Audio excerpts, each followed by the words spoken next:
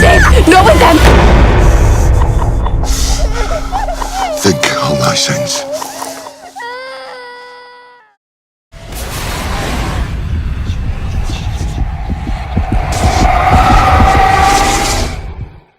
Hi everyone and welcome to day 10 of my 31 Days of Horror, and today, as you can see behind me, I've been watching the brilliant The Witch.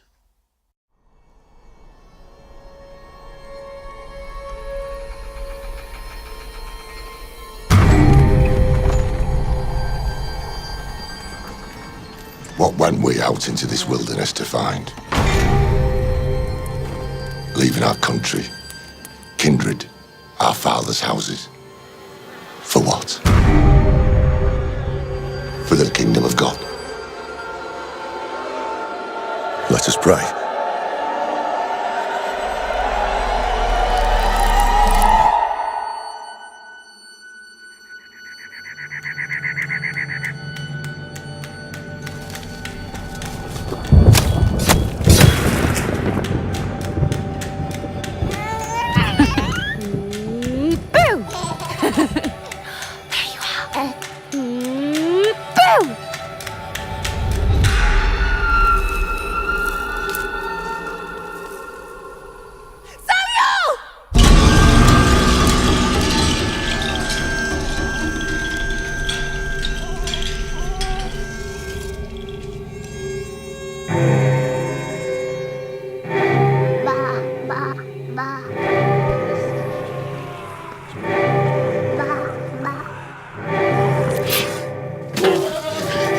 You've cursed this family.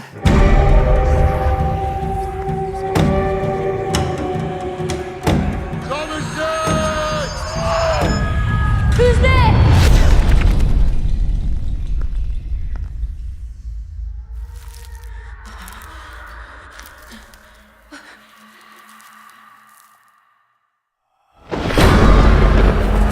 Oh God, my Lord, I now begin. Oh, help me and don't leave my sin. For I repentant thou shalt be. From evil I will turn to thee. None ever shall destroy my faith. For I repentant thou shalt be. Oh God, my Lord, I now begin. Oh, help me and don't leave my sin. For I repentant thou shalt be. From evil I will turn to thee. Let us leave the Lord.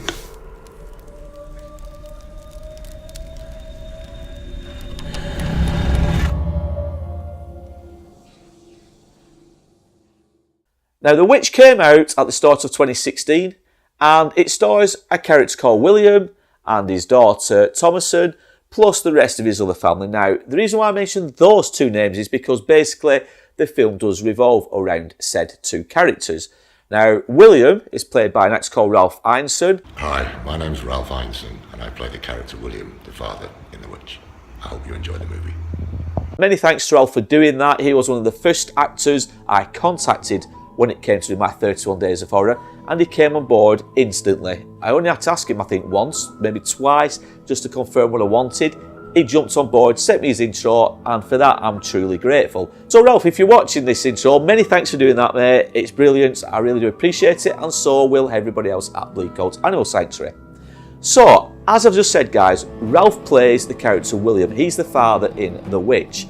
Now, The Witch, it starts off quite dramatically, really, in my eyes. We have an opening scene where Ralph, or William, and his family, they're in some kind of courtroom, and they're being banished from the community. Now, I think it's because Ralph, or William, I keep saying Ralph, but I think it's because William, he doesn't agree to the elders' ways of promoting the Lord, if you will, or doing God's work. He just doesn't agree with how they do things, so they banish him and his family from the community. Now, he's also got a young daughter called Thomason, and Thomason is a growing, developing young, beautiful lady. And the film basically revolves around her. She's the main character in this film. And as we find out in the film, there's a lot of innuendos and a lot of, I don't know how to put it, there's a lot of clues which point to Thomason, which make you think she's a witch, but then there's other scenes when you think, well, no, she's just an innocent party. And I'm stuttering here, guys, because I don't really want to give too much away on that, because if I do, you'll go into this film with my eyes instead of interpreting it your own way. So I've got to be careful how we talk about the witch, because if I talk too much, I'm going to ruin it. Simple as that. But the basic premise is William and his family have been banished from this community, and they go and set up home elsewhere out of the area. And they come across this forest, if you will, and on the outside of the forest they've got all this land where they can grow crops, and they've got fresh water, they've got everything they need to survive on this land. But it doesn't take long before the first encounter with the witch, or a witch, comes along. And basically it involves Thomasin, the young daughter, and she's babysitting, and as she's playing hide and seek and boo with the baby, as you see in the trailers, the baby disappears. Now obviously Thomasin is distraught, she goes running into the woods looking for her, she can't find her. So she goes back to the family obviously, and they don't blame Thomasin at the time because they're just more upset over the child's gone missing. So obviously, you know, there's a lot of, well, let's go out and find her and this, that, the other. But they don't really blame Thomasin at this point, or they don't show that they blame Thomasin at this point. So William and his son Caleb, they go out and they go looking for the baby. Now obviously they don't find her. I'm not going to tell you guys why they don't find her or what happens. You've just got to watch the film. But as the film progresses, basically it concentrates on the bond that the family have and how that's unravelling. There's a lot of distrust, a lot of disharmony, a lot of lies being told. And all the scenes seem to point towards Thomasin and how she's manipulating things to suit her own needs. But what these needs are, we don't truly know, or we don't find out just yet. There's a scene when she's playing with her brother Caleb, and Caleb himself is growing into a young man. He's having thoughts. He looks at Thomasin in a kind of sexual way in one scene, but it's because he's a young lad. And you've got to remember, in the 1600s, things like that, they were frowned upon, obviously, like they are today. But he's a young boy, he doesn't know right from wrong when it comes to looking at his sister that way. But we see a scene where those two are playing next to the stream, and then the younger sister comes along and she pretends to be this witch and this, that, the other, just like children do. But Thomasin says, well, if you don't shut up and if you go and tell my family this, blah, blah, blah, I'll come and eat you, I'll get you at the night time, and I'll do this. I am the real witch of the forest and all this. So she scares her younger sister. But that scare, that thought is already now in her sister's head. So obviously Caleb's also got these doubts about Thomasin. But the film meanders on, and it's all about William at this point, and William's got a secret. Now I'm not going to tell you what this secret is, it's nothing major, but it does affect the film later on. And basically it gets Thomasin to take the blame for something he's done. Now bearing in mind, in the 1600s, all these families are devout Christians, they look up to God. Anything they do that they feel could upset the Lord, they pray all the time for forgiveness. And we see William doing this throughout the film.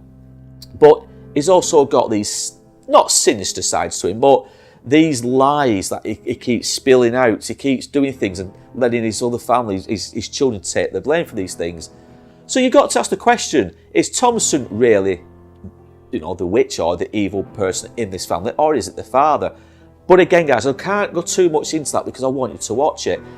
But the film, like I said, it unravels, and the family breakdown, everything they do, there's a full breakdown within the family. Another child goes missing, Caleb goes missing while he's out with Thomasin. They go out into the woods, and he goes missing because his dog runs off into the woods and he goes chasing it. Now, again, when Thomasin returns home without Caleb, that's the second person that's gone missing under her control, if you will, or under her watch. So everything's pointing towards Thomasin being at fault for all these things. Now again, it's up to you, the viewer, to decide, is she doing these things? Are we just not seeing it behind the camera? Or is there more sinister forces working behind the scenes? Now, you've got to watch it, guys, to understand what I mean by that. But as I said, the family group is breaking down slowly. 2 children have now gone missing, both under Thomasin's watch. The father is becoming suspicious of Thomasin, even though he's trying to protect her as much as he can. But it's the mother who's having a breakdown at this point. She's distraught. She's lost 2 of her children. It's understandable that she's going to be pointing fingers now at Thomasin. Anyway, Caleb returns back, and what we find out is that Caleb was abducted by this old lady in the woods. But when I say old lady, Yeah, again, I'm going to give too much away, but it is a young lady who uses her beautiful influences to get him closer to the house, where she then kisses Caleb, but then we see that an old lady's hands grab him. So, again, is it all imaginary? Is she a witch? It's up to you to decide. But Caleb returns back to the family, but he seems possessed. Now, when Caleb goes into some kind of fit, some kind of seizure, he ends up passing away, but he comes out with this, I don't know, some kind of biblical verse, something out of the Bible, and he passes away. Now, this is when the family well and truly do break down. We find Thomason locked in some kind of outhouse. Her father William nails her in with these big batons. He puts it over the door so she can't escape. But then William then gets attacked by these unseen forces. We see elements of witchcraft when it comes to like goats, crows, owls, rabbits. All these are elements of witchcraft and all that kind of supernatural stuff. But all the things again point to Thomason, because when the mother comes around in the morning and wakes up, all the goats are killed in the pen. Her husband William's been killed, and Thomason's the only survivor. So she attacks Thomason, does her mother. They have a bit of a fight, and then Thomason kills her own mother. Now, you could say that everybody now that Thomason has loved has now gone. She's on her own. Now, if she goes back to the community where she's been banished, she's going to be hung, drawn and quartered, or whatever they did in them days. I think it was hanging and probably set on fire at the stake, because she will be classed as a witch. All the family's been killed, and if she goes back to them with this tale of witchcraft and possession and this, that, the other, they're going to try her as a witch, so she's going to die. So she's got two choices. She either goes back, well, she's got three choices. She either goes back to the commune, she either fends for herself on the land and carries on as normal, or she goes into the woods and tries to find what's caused these deaths and become one of them. Now, again, guys, if you've not watched the film, you're going to have to watch it to find out what the ending is, because I'm not going to tell you. But I think it's a very good ending, and it ties up all the loose ends well. But it's how you interpret those loose ends. Is she a witch from the beginning? Does she go to the woods to become a witch, to fulfill her training, if you will, if you want to call it training? Or is she persuaded to do things beyond her control by unforeseen forces? It's a difficult one for me to explain, guys, without actually spoiling it for you, but you've got to watch it. Now, as for the cinematography is beautiful in this film. You've got the old forest, you've got the old-fashioned clothes, you've got the ambient background music. I talk about this all the time in movie reviews, but the ambient background music builds up nicely with what's going on in the picture. You've got, like I said, you've got the way they dress. Everything is to fine detail. Really is well done. You've got the use of old-fashioned language. They don't speak any modern-day language in this film, which would spoil it. They speak the old, well, I would class as old 1600s verb languages, things like that. At times it can be difficult to pick up, I will admit, but the more you watch the film, the more you understand what they're talking about. So it does become easier. But it does make the film more believable. You can actually picture yourself watching a documentary in front of you with what went on in the 1600s. It's got the supernatural aspects, obviously with witchcraft, the imagery that is used. Now, Robert Eggers has obviously done a lot of research when writing this movie, and obviously, as he's directed it, he's put those ideas and those research notes into practice. He's created a truly wonderful movie with The Witch, and I can't wait to see other movies that he may produce in the near future. But guys, if you've seen The Witch, please comment down below. Tell me what your thoughts were. Now, I have read a lot of reviews where people have just criticised it, saying it's boring, there's no gore, nothing happens, it's a slow burner. Yeah, all those things are correct, but it's not boring. That's the one thing I will say isn't correct. It's not boring. You have to watch it and understand fully what's going on in the family. It is about a breakdown of relations, about this coming of age, if you're Thomason and Caleb. It's about the coming of age and the frustrations and the need to please God all the time. Because don't forget, 1600s, it was very religious. You know, there was all into God, they were all praying, but then you had the witches element to it all. We've all heard about these Salem witches, the Pendle witches. We've all heard of things like that. So they were in a period of time where you had good and evil. And in this film, it goes through both. It talks about, or it shows both elements of that. We see the good in the father William at the beginning of the film. He's trying to protect his family. He'll do anything for his family. But when the crops start dying and when his kids start going missing and he's telling these lies himself, we see the evil side of it all. We see the family breakdown. We see, like I said, we see the kids getting kidnapped or abducted by unseen forces. We do see a little bit of blood and gore. So there's something for everything in this film. You know, we've got the imagery, as I've said. It is, honestly, guys, it's a good film. If you've seen The Witch, comment down below, guys. Tell me what you thought of it. If you didn't like it, try and expand on that. Tell us why you didn't like it, what you didn't find good about it. But likewise, tell us what you did like about it. I get frustrated when I see comments like boring, dull, blah, blah, blah. Expand on it. Let me know. Because I'm frustrated when I see that, because I do love this film. Anyway, guys, it's been a pleasure talking about this. I've tried not to spoil it too much for you because I really do want you to see it. Now, as you know, guys, this is a 31 days project. Every day, a new movie review for you guys, but it's in the need of Bleakholt Animal Sanctuary. Now, as you know, or you may not know, I'm trying to raise a few quid to help this charity who are local to myself. They try and rehouse and rehome animals that are no longer wanted or they've been found on the streets.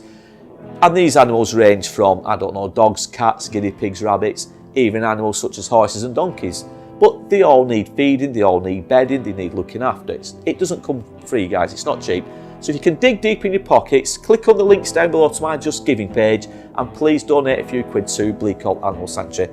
They'll appreciate it. I know now they'll appreciate it. So if you can do that, guys, fantastic. But in the meantime, guys, that's day 10, The Witch. If you've not seen it, go out and see it. I will see you all tomorrow with day 11. I'm not going to tell you what film it is, but please keep an eye out, guys. But as I always say, thanks for watching this short review. I hope you like it. If you do, comment, like, subscribe, everything else about it. If you like it, brilliant. Now, as I always say, guys, thanks for watching. Take care and look after yourselves.